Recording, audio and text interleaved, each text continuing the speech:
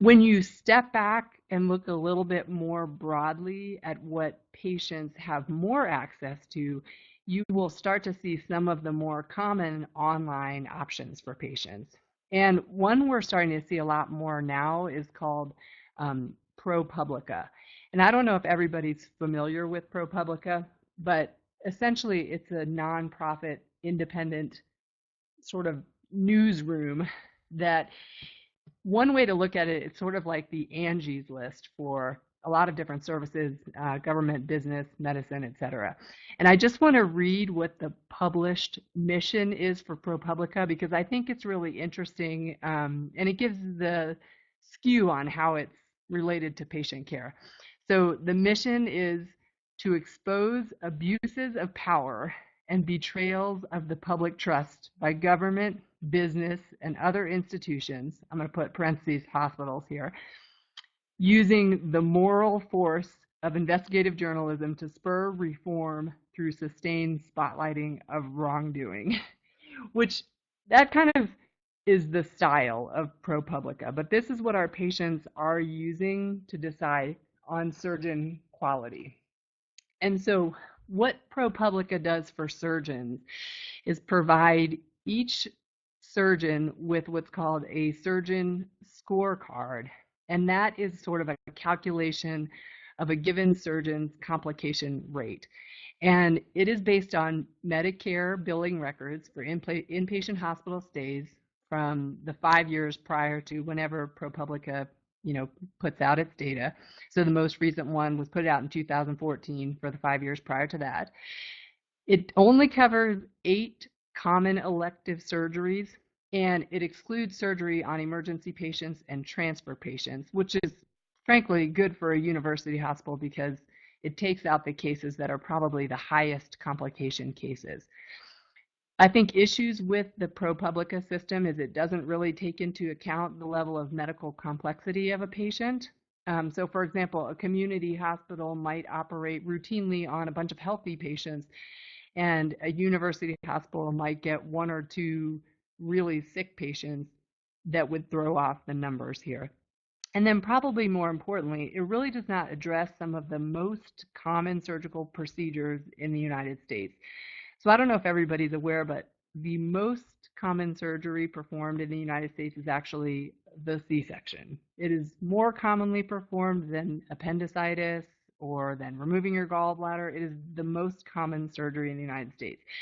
I think that deserves some level of quality availability for patients to see online, and that is, for example, not a reportable surgery in ProPublica. And this is just a snapshot of what the ProPublica scorecard looks like. To get this, all I did was type in my zip code, and then it brought up a bunch of hospitals that are in my area. So I picked the first one on the list, probably one of the A hospitals here in the Denver metro area. And you can see at this hospital, they have surgeons that provide knee and hip replacement, laparoscopic gallbladders, lumbar fusions, and prostates. They specifically mention that there are no high volume for those other 2 procedures at the bottom there. And then, for example, for knee replacement, it looks like they have about 7 surgeons that do that procedure, and they're all kind of medium complication risk. And then they have 1 outlier who has a high adjusted rate of complications. And you can just hover your mouse right over all of those little black lines and find out each surgeon's name at this hospital and where their complication risks fall. The problem with this, obviously, is that if you're that guy over there in the red, there's no information as to, is that the person who takes all of the complicated cases? Is that the person who's newest out of training? Or is there really a problem with this person's surgical skill?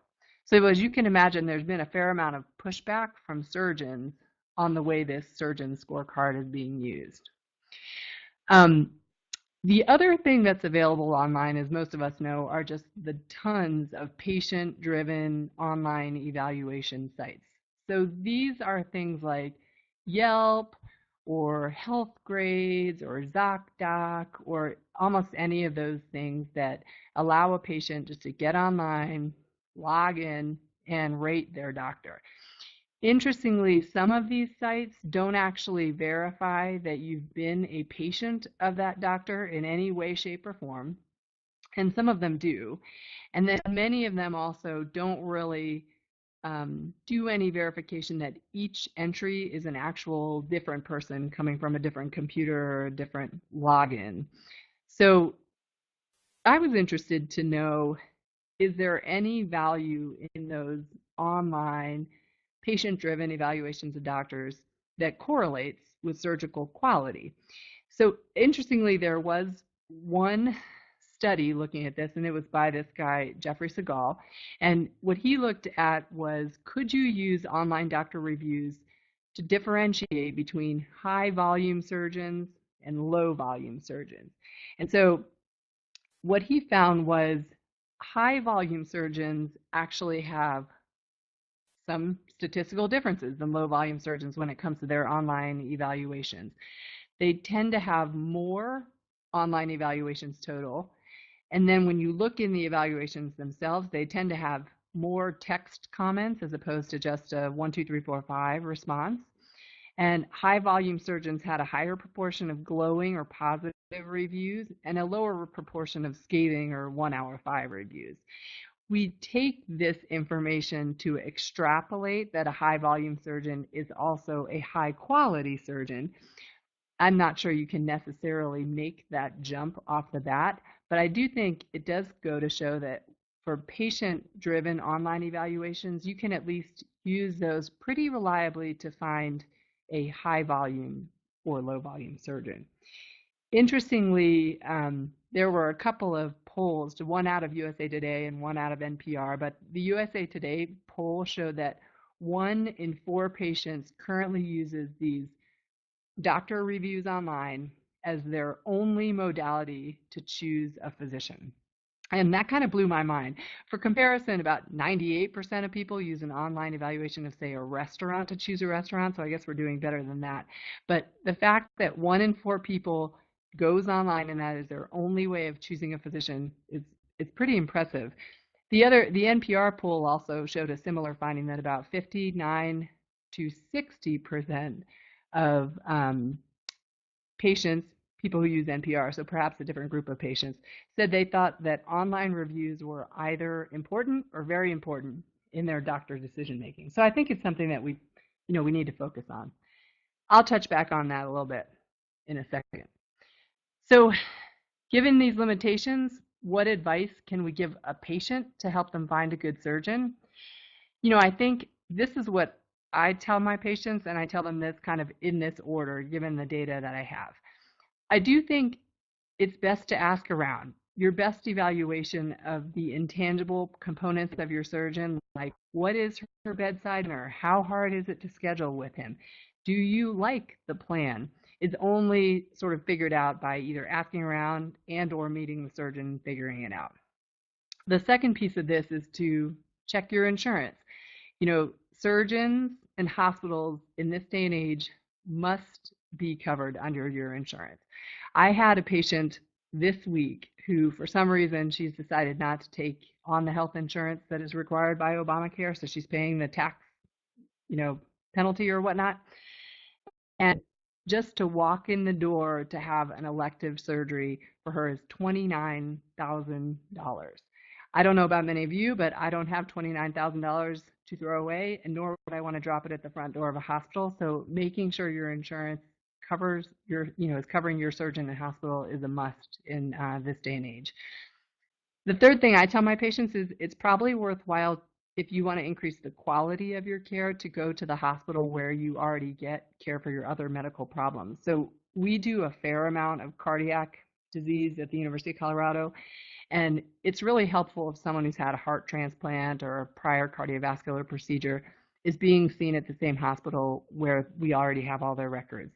They need to be considering, is there a need for ICU care or higher level of care after surgery? Can anesthesia handle your case? Has their surgeon ever taken care of a patient like this? And are there additional things they need to be thinking of?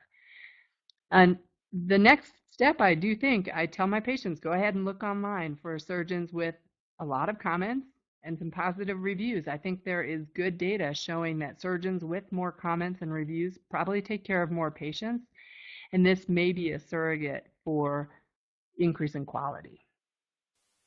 Obviously we have our patients meet the surgeon and make sure that they're happy with their bedside manner, and are you on the same page for things like post-op care, pain management, what to do if a complication occurs. There still are quite a few surgeons in the world who have their nurses or PAs do their pre and post-op care, and I think that's a little bit of a red flag that there might be a quality issue or their volume is a little bit too high. And then I always encourage my patients to seek a second opinion. A second opinion for a common, particularly OBGYN surgical intervention, should be relatively on the same page as your first opinion. It may lead you to think of additional questions you want to ask your surgeon, and I would be wary if one of the opinions is way out in left field from anything you've either heard from your primary surgeon or read online. Finally, and this is a little bit difficult for patients to get online, but I think they should ask their surgeons directly about how they handle complications in post-op care. It can sometimes be awkward to bring that up with a surgeon because it sort of takes away the sense of trust, like what happens if you make a mistake. But like I said earlier, most surgeons should be able to discuss their experiences with complications with some confidence, as in, yes, I've seen this before, and this is what I would do if that occurred in our case. Anyway, I was just wrapping up with one more slide, which is how can we as surgeons increase our online presence to attract more patients? As awkward as it may be, I do ask my patients to fill out an online survey at the end of each visit. I feel like oftentimes patients who have a negative experience would be more likely to get online, and I'm trying to capture as many of the patients who also have a positive experience. And I think that's an easy thing for patients to do and for me to ask. We do it by way of a card in their post-op paperwork that they can fill out. And then we also ask them to get online to Health Grades or one of the online sites to evaluate us.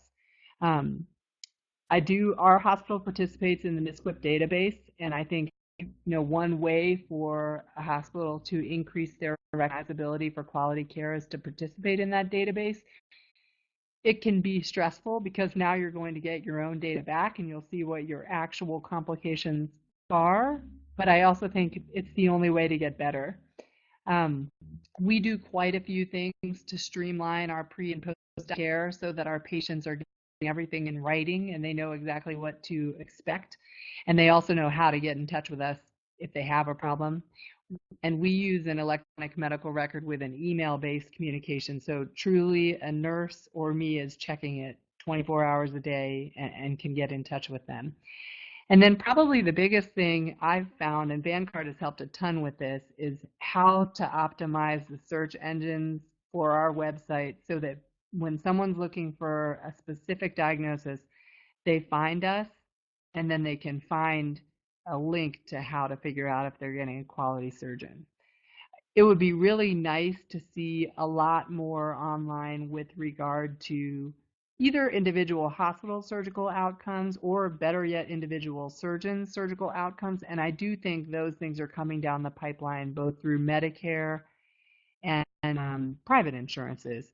And that'll probably be some of the next steps as our healthcare in the United States starts to become more centralized. So that is kind of what I have for slide presentations, but I am happy to answer any questions.